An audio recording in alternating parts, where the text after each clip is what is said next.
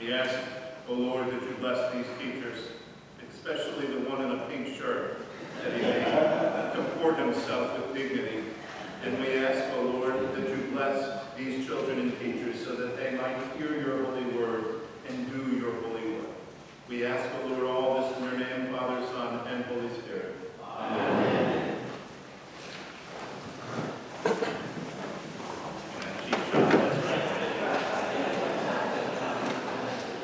I speak to you in the name of the Father, the Son, and the Holy Spirit. Amen.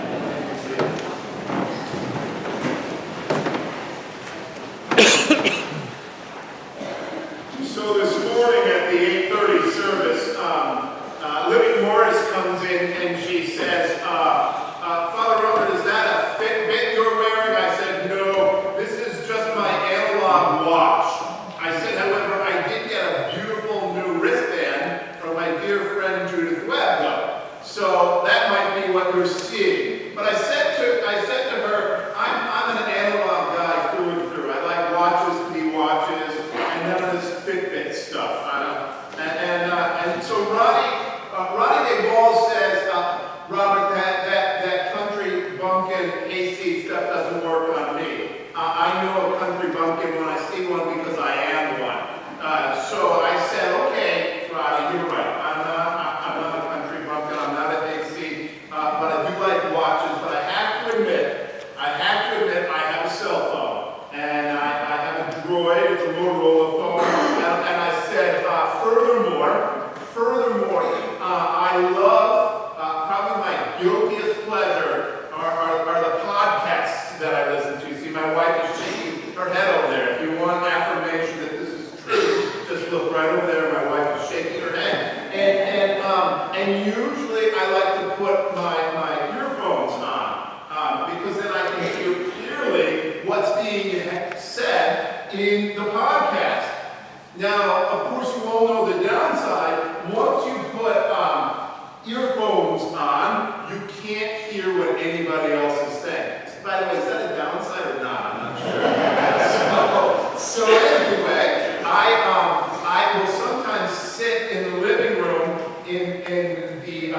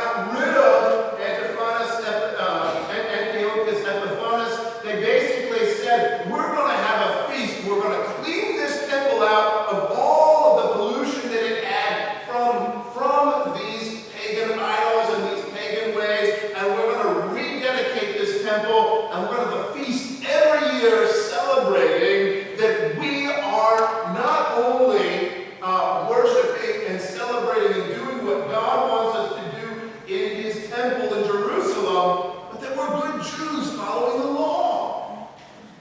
And we're going to do this from now until when God sends us the Messiah. And we're going to continue doing this because we know that if we do this, if we clean out the temple and we do what God wants us to do, God's going to send us a Messiah.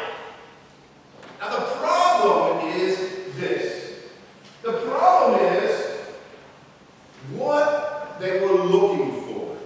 They were looking for a Messiah that was the second coming of David. They wanted a tall, ruddy, handsome man who was going to smite Goliath and get rid of the Philistines, i.e. the Greeks and the Romans, and make Israel glorious and great in the eyes of the world again.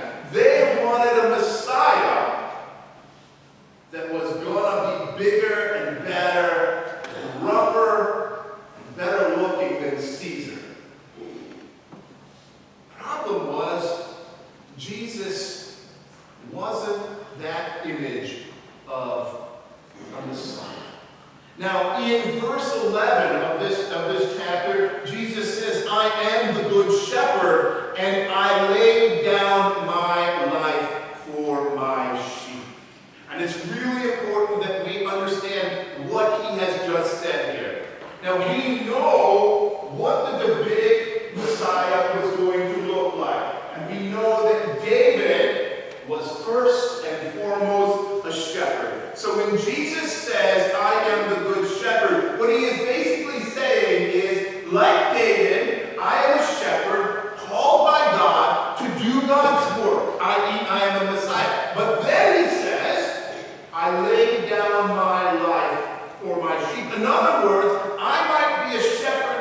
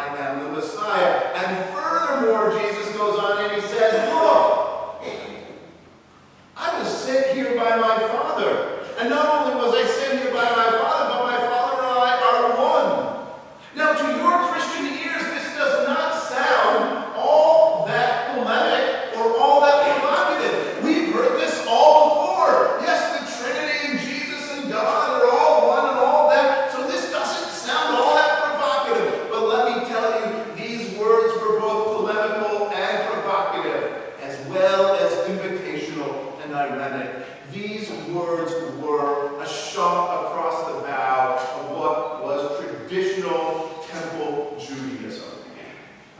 Jesus was basically saying, look, this isn't about a temple, and it's not about land, and it's not about laws.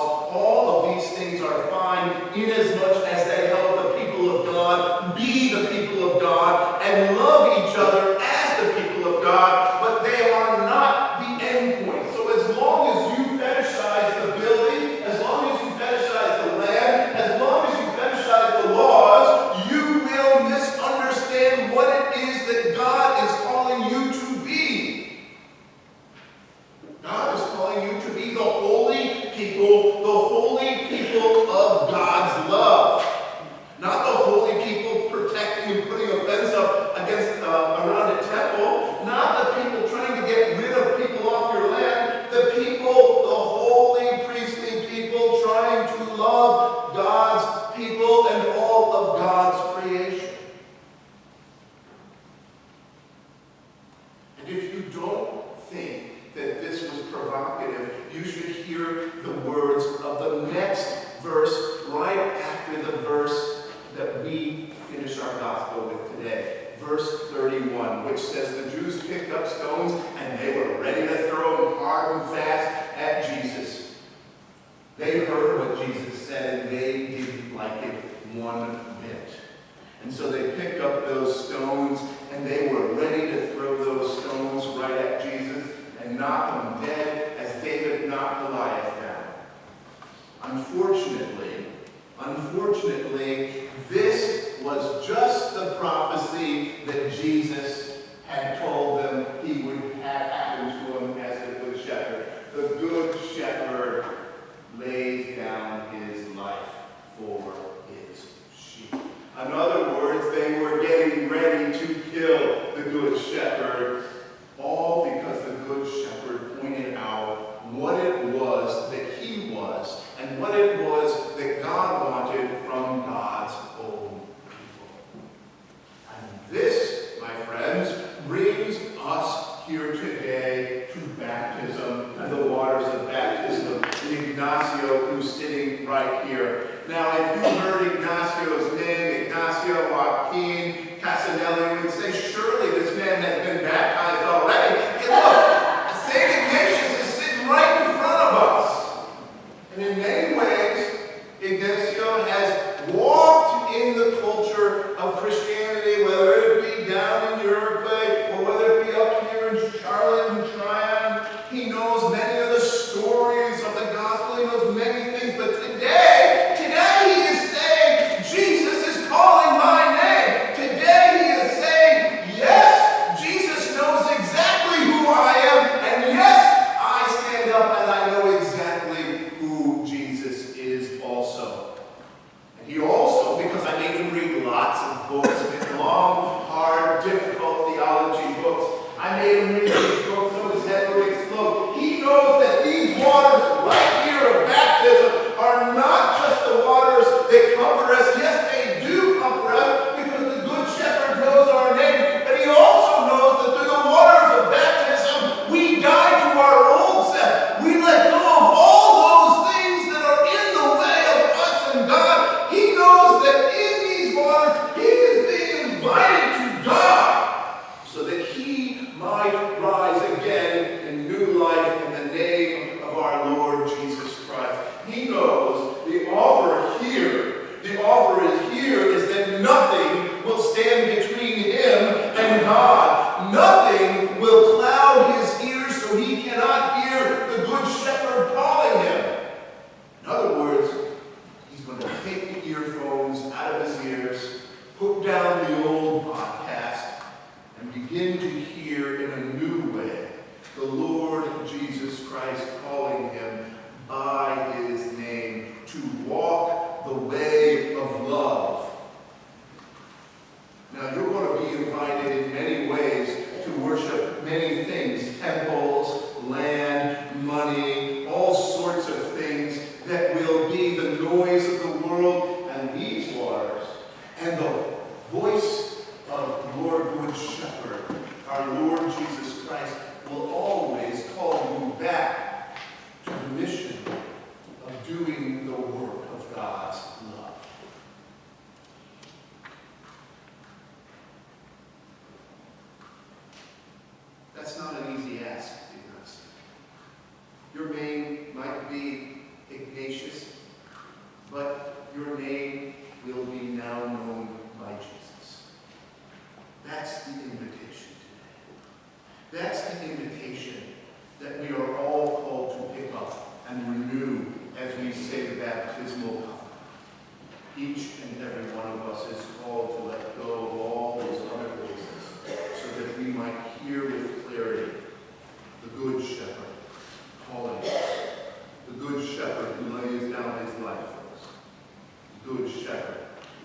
that does